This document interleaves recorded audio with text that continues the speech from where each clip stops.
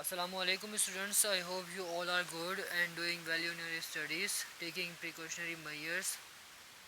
Welcome to the lecture number 8 of Computer Science Class 10. Start करते हैं आज का लेक्चर और थोड़ा सा रिव्यू कर लेते हैं अपने प्रीवियस लेक्चर के बारे में। तो प्रीवियस लेक्चर में हमने पढ़ा था differentiate between constants and variables. तो कांस्टेंट और वेरिएबल का थोड़ा सा हम लोग रिव्यू ले लेते हैं।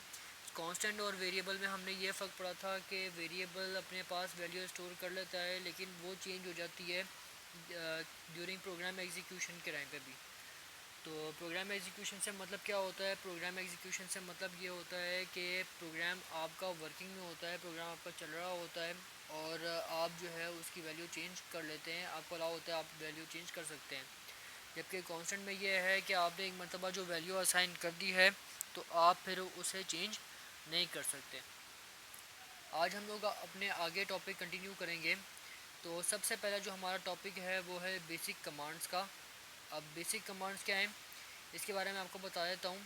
तो बेसिक कमांड के बारे में थोड़ा सा हमने रिव्यू लिया हुआ था और बेसिक कमांड के बारे में हमने पढ़ा था कि बेसिकली इंस्ट्रक्शंस का सेट ही होते हैं। ये भी प्रोग्राम लिखने के लिए हेल्पफुल होते हैं और ये प्री डिफाइन होते हैं, यानी प्रोग्राम जिस वक्त ये बेसिक लैंग्वेज डेवलप हो रही थी उस वक्त ही ये फंक्शन या ये कमांड जो है वो शामिल कर दिए गए थे आपके बेसिक के अंदर। सबसे पहले है ऑटो कमांड। ये ऑटो कमांड क्या करता है? ऑटो कमांड जो है वो लाइन नंबर जनरेट कर देता है ऑटोमेटिक। मैंने आपको बताया था कि प्रोग्राम लिखने के लिए आप लोग क्या करते हैं, आप लोग जो है इनडायरेक्ट मोड में होते हैं और इनडायरेक्ट मोड में आपको कोई भी स्टेटमेंट लिखनी है तो आपको लाइन नंबर से उसे स्टार्ट करना है। ठीक है, तो लाइन नंबर से स्टार्ट करना है। तो अगर आप चाहते हैं कि बस एंटर की आप एक लाइन लिखें और एंटर की प्रेस करें, ऑटोमेटिक लाइन जो है वो जनरेट हो जाए, तो आप लोग फिर उसके लिए ऑटो कमांड लगा देते हैं। इसके सिंटेक्स में आपको दिखाऊं तो देखें लिखा हुआ है ऑटो लाइन नंबर और इंक्रीमेंट। इसका मतलब ये है कि लाइन नंबर यानी जिस लाइन नंबर से आप अपने प्रोग्राम में लाइन नंबर स्टार्ट करना चाहते हैं, ठीक है। और इंक्रीमेंट यानी इसका मतलब ये है कि हर बारी कितना आपने गैप छोड़ना है। इसकी एग्जांपल्स देख लेते हैं हम आगे नेक्स्ट स्लाइड में।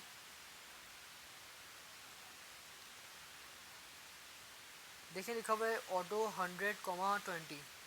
तो इट मीन्स के लाइन नंबर जो आपका स्टार्टिंग है वो 100 है, ठीक है, और हर बार इसमें 20 का गैप आएगा।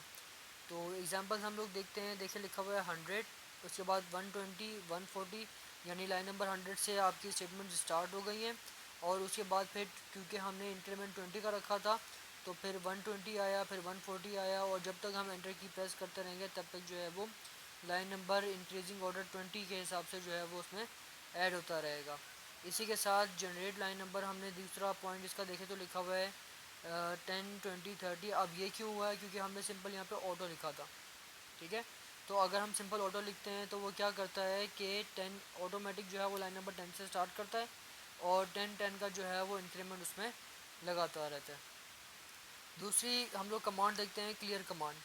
तो क्लियर कमांड क्या करती है कि जितने ही हमारे वेरिएबल होते हैं, न्यूमेरिक वेरिएबल्स हैं, उनको ज़ीरो के इक्वल कर देता है। स्ट्रिंग वेरिएबल्स हैं क्योंकि उनमें जो डेटा होता है वो स्ट्रिंग यानी करेक्टर्स और अल्फ़ा न्यूमेरिक डेटा होता है बेसिकली, तो उनको जो है वो नल सेट कर देता है। इसके अलावा जितनी फाइल्स आपकी ओपन होती हैं उनको ये क्लोज़ कर देता है। लिखने का इसको तरीका क्या है या सिंटेक्स क्या है?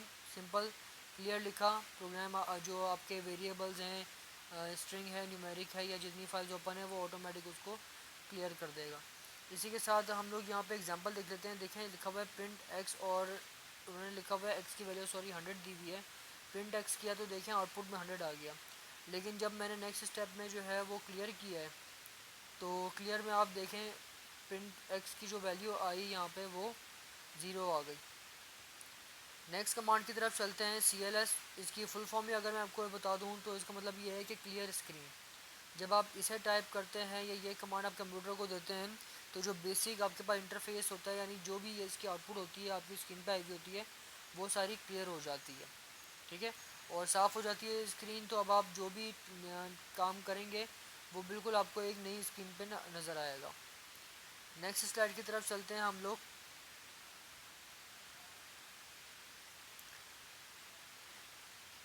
Delete command. डिलीट कमांड क्या करती है? बच्चे जो कॉमन मिस्टेक करते हैं यहाँ पे वो ये है कि डिलीट कमांड को वो कहते हैं कि ये फ़ाइल डिलीट करती है। बेसिक के अंदर जो डिलीट कमांड का पर्पज़ है वो टोटली अलग है। यहाँ पे हम लोग डिलीट कमांड को यूज़ करते हैं लाइन नंबर्स को डिलीट करने के लिए, ठीक है। ये फाइल डिलीट नहीं करेगी बल्कि एक फ़ाइल में मौजूद जो लाइन नंबर्स हैं ये उनको डिलीट करता है। यहाँ पे इसकी एग्जांपल हम लोग थोड़ा सा और डिटेल से देखें तो इसके सिंटेक्स से मैं आपको समझाता हूँ।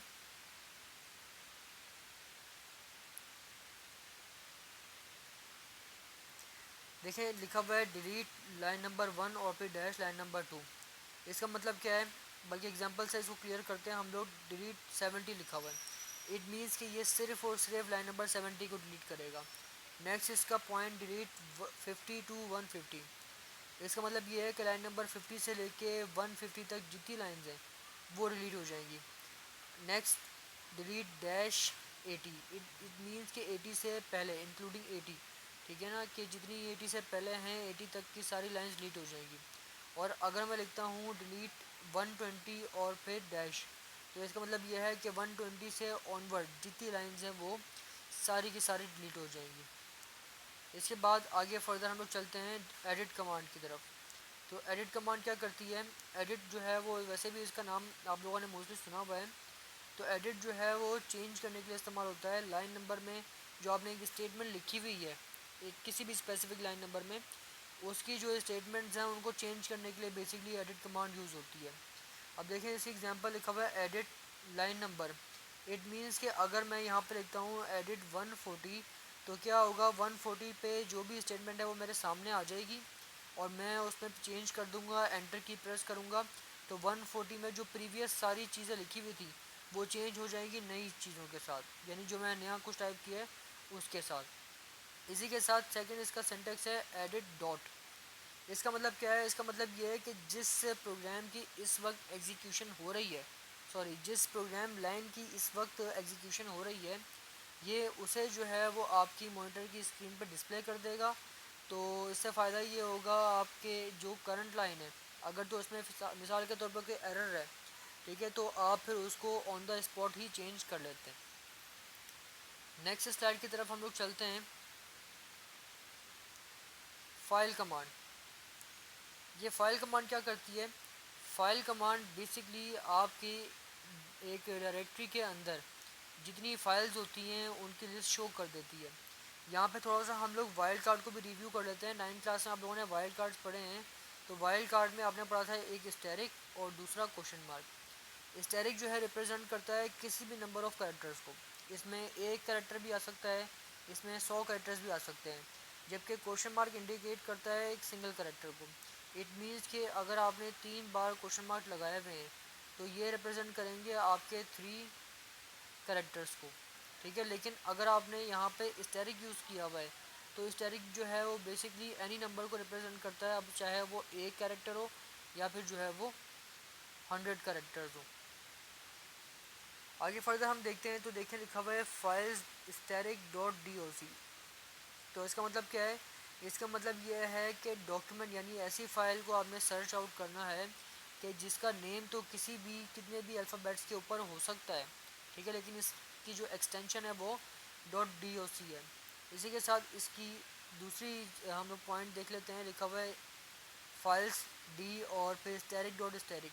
इसका मतलब ये है कि एक ऐसी फ़ाइल आपने ऐसी फाइल्स को जो है वो सर्च करना है कि जिसका नेम जो है वो कितने भी करेक्टर्स के ऊपर हो सकता है और उसकी एक्सटेंशन भी जो है वो कितने भी करेक्टर्स के ऊपर हो सकती है। इसको आमतौर पे हम कहते हैं ऑल फाइल्स। यानी अगर मैं लिखता हूँ स्टेरिक डॉट स्टेरिक तो इट मीन्स ये इंडिकेट करता है आपके सारी की फाइल्स को, ठीक है। इसके बाद फर्दर हम लोग चलते हैं नेक्स्ट अपनी कमांड की तरफ, फाइल कमांड। अब फाइल कमांड क्या करती है, फाइल कमांड बेसिकली फाइल्स को डिलीट करती है, ठीक है। डिलीट कमांड क्या करती है, डिलीट कमांड आपकी लाइन नंबर्स को डिलीट करती है एक स्पेसिफिक फ़ाइल के अंदर से, जबकि किल कमांड जो है वो बेसिकली आपके डिस्क में से फ़ाइल को डिलीट करने के काम आती है। इसका सिंटेक्स क्या होता है, किल फाइल नेम, यानी वो फाइल नंबर देख लो, सॉरी फाइल नेम देख लो और फाइल नेम के बाद जो, और यहाँ पे आपको पूरा ना एक पाथ देना पड़ता है, ठीक है। तो अगर आप पाथ पूरा दे देंगे यानी पूरे एक डायरेक्टरी मेंशन कर देंगे तो ज़्यादा बेहतर है। तो आपकी जो जिस फाइल को आप बेसिकली डिलीट करवाना चाह रहे हैं वही फाइल डिलीट होगी। इसकी एग्जांपल्स हम लोग देख लेते हैं।